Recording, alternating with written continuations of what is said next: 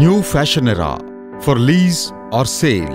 For more details, contact 9966116399. నమస్తే Kiran TV ప్రేక్షకులకి స్వాగతం. ప్రస్తుతం మనతో పాటు ఉన్నారు ప్రముఖ ఆధ్యాత్మికవేత్త, జ్యోతిష పండితులు, వాస్తు నిపుణులు నానాజీ పట్నాయక్ గారు. నమస్కారం గురుగారు. శ్రీమాత్రే నమః. గురుగారు, ఇప్పుడు మనకి దేవీ నవరాత్రులు మొదలవబోతున్నాయి.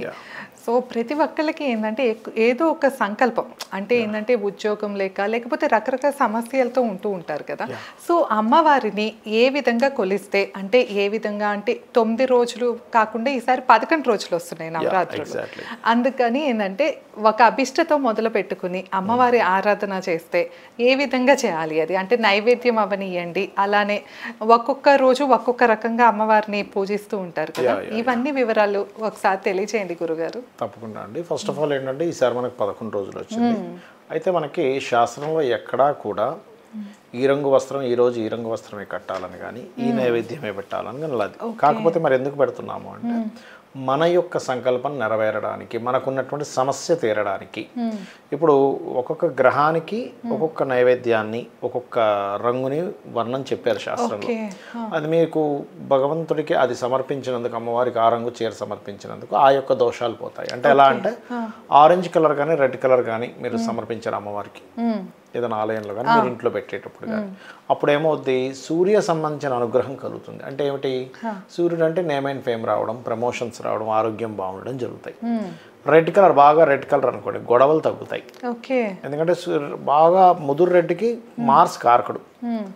అలా కాకుండా ఇప్పుడు ఎల్లో కలర్ శారీస్, గంధం రంగు ఇలా ఉంటాయి. అలాంటి శారీస్ ఏదైనా అమ్మవారికి సమర్పించారు ఏదైనా ఆలయంలో కానీ, అప్పుడు గురుబలం పెరుగుతుంది. గురుబలం పెరగడం వల్ల ఏంటంటే మనకి ఏవైతే పనులు అవ్వట్లేదు, ఫ్రూట్ఫుల్ అవ్వట్లేదు అనుకునేవన్నీ కూడా ఫ్రూట్ఫుల్ అవుతాయి. ఇప్పుడు శుక్రబలం పెరగాలి, శుక్రబలం పెరిగితే ఏమొస్తుంది అంటే ఫైనాన్షియల్ గ్రోత్ పెరుగుతుంది. అండ్ అలాగే హ్యాపీనెస్ ఉంటుంది, సుఖం ఉంటుంది. వ్యక్తికి హ్యాపీనెస్, సుఖం ఇవన్నీ ఇస్తాడు. ఫైనాన్షియల్ గ్రోత్, మ్యారేజ్ అవ్వట్లేదు, వివాహం అవ్వట్లేదు, తెలుపు అండ్ పింక్ కలర్ ఉండేటువంటి కాంబినేషన్లో అమ్మవారికి కట్టినట్లయితే శుక్రబలం పెరుగుతుంది అని చెప్తూ ఉంటారు. అలాగే చంద్రబలం కంప్లీట్ వైట్ కలర్ డిజైనింగ్ ఉండేది, మళ్ళీ వైట్ కాకుండా కొంచెం డిజైనింగ్స్ ఉండేది, కొంచెం లైట్ కలర్స్ ఏదైనా ఉండి వైట్ వచ్చేలాగా, అది చంద్రుడికి సంబంధించినటువంటి రంగు. దానివల్ల మనశ్శాంతి లభిస్తుంది వ్యక్తికి. అలాగే కొంతమందికి భయాలు ఉంటాయి. ఇప్పుడు చూడండి, ఇప్పుడు కొంత అంటే రాహు ప్రభావం ఎక్కువగా ఉందనుకోండి, ఊహించుకుంటారు, ఇల్యూజన్లో బ్రతుకుతుంటారు, ఒక రకమైన భయంలో బ్రతుకుతుంటారు. ఎప్పుడు ఏమైపోతుందో అనేటువంటి భయం ఉంటుంది. ఆ భయం పోవాలి వీరికి అంటే కనుక సిమెంట్ కలర్, హ్యాష్ కలర్ అంటారు సార్, దాని మీద కొంచెం designing, red design, cement and red colour బాగుంటుంది. ఎప్పుడు కూడా ఎలా అంటే అమ్మవారికి, అంటే మీరు చెప్పేది గురుగారు, అమ్మవారికి ఆ కలర్ చీరని సమర్పించడము, అలానే ఆ రంగు ప్రసాదమైన, ఆ రంగు ప్రసాదం అంటే ఆ రంగులు ఉండవు, నేను ప్రసాదం కూడా చెప్తాను, ప్రసాదాలు సెపరేట్ చెప్తాను అది. అలాగే రకరకాల కలర్స్ ఉంటాయి, మిక్స్డ్ కలర్స్ లాంటివి, అది కేతువుకి సంకేతం. మనం దానం ఇచ్చేటప్పుడు కూడా మిక్స్డ్ కలర్ క్లాత్ ఇస్తాం. అలా ఎలా అయితే దానం ఇచ్చేటప్పుడు ఆ రంగు వర్ణాన్ని ఆ యొక్క పప్పుతో పాటు ఎలా ఇస్తారో సేమ్ యాజ్ ఇట్ ఈజ్ ఇది కూడా ఆ రకంగా ఇచ్చినట్లయితే ఖచ్చితంగా వాళ్ళకి బాగుంటుంది. అంటే కేతు అంటే ఏంటి, ఆటంకాలు, మాటిమాటికి ప్రతి సమస్య వస్తుంది, ప్రతిదీ ఆటంకం అవుతుంది. అప్పుడు చిత్రవర్ణం అంటారు, అది ఇవ్వవచ్చు అమ్మవారికి.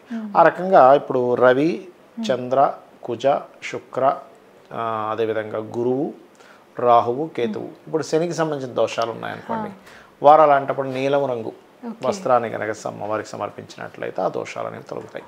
అయితే అలాగే ఈ ప్రసాదాల్లో కూడా అమ్మవారు ఏది కూడా ఆవిడికి తక్కువయ్యో ఇవ్వడం కాదు, ఆవిడికి సమర్పించడం వల్ల, ఆ ప్రసాదాన్ని మనం స్వీకరించడం వల్ల మనకి ఆవిడ యొక్క అనుగ్రహం వల్ల మనకు ఉండే దోషాలు పోతాయి. మన కోసం అంతా చేసుకునేది, ఆవిడకి ఏం తక్కువ, చీరలు తక్కువ, రంగులు తక్కువ, లేకపోతే ప్రసాదాలు తక్కువ. అయితే మనం ఆ ప్రసాదాన్ని అంటే, ఎందుకంటే మనం ఏదైనా ఒక ప్రసాదం చేసామనుకోండి, ఖచ్చితంగా ఆ ప్రసాదాన్ని అమ్మవారు చూస్తుంది. చూసినప్పుడు ఆ దృష్టి చేత చూడడం వల్ల దానికి ఒక శక్తి వస్తుంది ఆ ప్రసాదానికి. ఆ శక్తి మనం చేసే పదార్థాన్ని బట్టి మనకి ఆ ఎనర్జీ అనేది వస్తుంది. ఎలా అంటే ఉదాహరణకి గురుబలం కావాలి, హైద్రానిక రసిక అంటారు, అంటే పసుపు అన్నము లేదా పులిహోర లాంటిది పెడతారు గురుబలం పెరగాలంటే. అప్పుడు దానివల్ల ఏమిటి, ప్రతి పని కూడా మనం చేపట్టే ఏ పని అయినా సరే ఫ్రూట్ఫుల్ అవుతూ ఉంటుంది. అలాగే ఇప్పుడు కొంతమందికి ఫైనాన్షియల్గా ఇబ్బందులు ఉన్నాయి, అప్పుడు తేనెతో చేసిన పదార్థం ఏదైనా చేయడము, లేనట్లయితే స్వీట్స్, ముఖ్యంగా పాయసాన్న ప్రియ అంటుంటారు, పాయసంతో చేసిన పదార్థాన్ని. మనం ఆల్రెడీ గతంలో చెప్పుకున్నాం పాయసాన్న ప్రియ అంటే అసలైన మీనింగ్ ఏమిటి అనేటువంటిది. అలాగే పాయసంతో చేసినటువంటిది. అలాగే మరి కొంతమందికి ఎలా ఉంటుందంటే భయాలు ఇందాక మనం చెప్పుకున్నాం రాహు ప్రభావం అవును ఉంటాయి. గురుగారు. అలాంటప్పుడు మీరు ఆంజనేయ స్వామికి కానీ దుర్గాదేవికి కానీ గారెలు పెడతారు. ఓకే. మీరు కొన్ని ఆలయాల్లో అయితే ఆంజనేయ స్వామికి గారెలు దండ వేస్తారు, అవును, వేస్తారు. ఎక్కువ భయాలు ఉంటాయి కనుక. అలాగే అమ్మవారికి గారెలు, ఎందుకంటే ఈ గారెలు ఎందుకు పెట్టాలి అంటే మినుములకు కారకుడు రాహు. ఓకే. మినప గారెలు చేస్తాం మనం, గారెలు దేంతో చేస్తాం, మినుములతో చేస్తాం. సో మినప గారెలు ఎప్పుడైతే చేస్తామో ఈ భయాలు అనేటువంటి తొలగిపోతాయి. ఓకే. అంటే అమ్మవారికి ఆ సంబంధించిన గ్రహ సంబంధించింది ఎప్పుడైతే ఆ యొక్క ధాన్యంతో చేసినటువంటి పదార్థాన్ని పెడతామో అక్కడ ఆ గ్రహ సంబంధించిన ఇన్వాల్వ్మెంట్ వచ్చి వారికి ఆ దోషం అనేటువంటి తగ్గుతుంది. ఓకే. ఇప్పుడు ఎందుకంటే ఇప్పుడు మనం చూడండి, ఇప్పుడు చెట్లు ఉన్నాయి మనకి, రకరకాల చెట్ల నుంచి రకరకాల వనమూలికలు కానీ ఇవన్నీ వస్తాయి. మరి హెల్త్ బాగోలేనప్పుడు అది తీసుకోగానే మనకి అదే ఇబ్బంది తగ్గుతుందా లేదా? అవును. సేమ్ యాజ్ ఇట్ ఈస్ అలాగా ఆ గ్రహ సంబంధించిన పప్పుతో మనం ఎప్పుడైతే మనం చేస్తామో అది సెట్ అవుతుంది. అలాగే శనగలతో చేసిన ఏ పదార్థమైనా గురుబలాన్ని ఇస్తుంది. పసుపు రంగు వేసిన అన్నమే కాకుండా పులిహోరే కాకుండా శనగలు అలా అనమాట. అలాగే బుధ సంబంధించినవి అంటే బిజినెస్ ఇంప్రూవ్మెంట్ అవ్వాలి, లేకపోతే మనకి రిలేషన్స్ దెబ్బతిన్నాయి, అలాంటప్పుడు పెసలతో చేసినటువంటి పదార్థం పెట్టచ్చు. అప్పుడు రిలేషన్స్ బాగుపడతాయి. లేదు చాలా లాంగ్ టర్మ్ చాలా ఇబ్బందులు ఉన్నాయి అన్నప్పుడు ఈ నవరాత్రులు మాత్రమే కాకుండా మనం వేరుగా కూడా రోజు అమ్మవారికి ఏదైనా పెసలతో చేసిన పదార్థాన్ని కనుక పెట్టినట్లయితే రిలేషన్స్ ఇంప్రూవ్ అవుతాయి. అలాగే ఇప్పుడు ఒక్కోసారి కొన్ని ఆలయాల్లో మనకి ఏమంటారు అన్నదానాలు అవి జరుగుతుంటాయి. అక్కడ మీరు ఏదైనా పెసరపప్పు దానం ఇవ్వచ్చు. ఏమంటే ఇక్కడ ఈ అన్నదానానికి వాడుకోండి, లేదా మీరు ఏదైనా పెసలతో చేసిన ఆకుకూరలతో చేసినటువంటి పదార్థాన్ని తీసుకెళ్ళి అక్కడ సర్వ్ చేయొచ్చు. మీరు ఆ రకంగా కూడా చేసుకోవచ్చు. తప్పకుండా గురుగారు.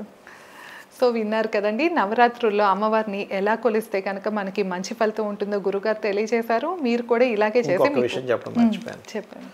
గూడాన్నము అంటారు, అంటే బెల్లంతో చేసినటువంటి పదార్థం శనికి సంబంధించిన దోషాలు వచ్చినప్పుడు చేస్తే కనుక శని సంబంధించిన దోషాలు తగ్గడము, శని అనుగ్రహం పెరగడం జరుగుతుంది. ఓకే గురుగారు, అలాగే గురుగారు. సో విన్నారు కదా, నవరాత్రుల్లో ఏ విధంగా అమ్మవారిని కొలిస్తే మనకు అంతా మంచి జరుగుతుందో గురుగారు తెలియజేశారు. మీరు కూడా ఈ విధంగా నవరాత్రులను జరుపుకుని మీకు అంతా మంచి జరగాలని మేము కోరుకుంటున్నాము. ఇదేనండి ఇవాళ వీడియో. మీకు కనుక ఈ వీడియో నచ్చినట్లయితే లైక్ చేసి షేర్ చేసి ఎలా అనిపించిందో మాకు కామెంట్ చేయండి.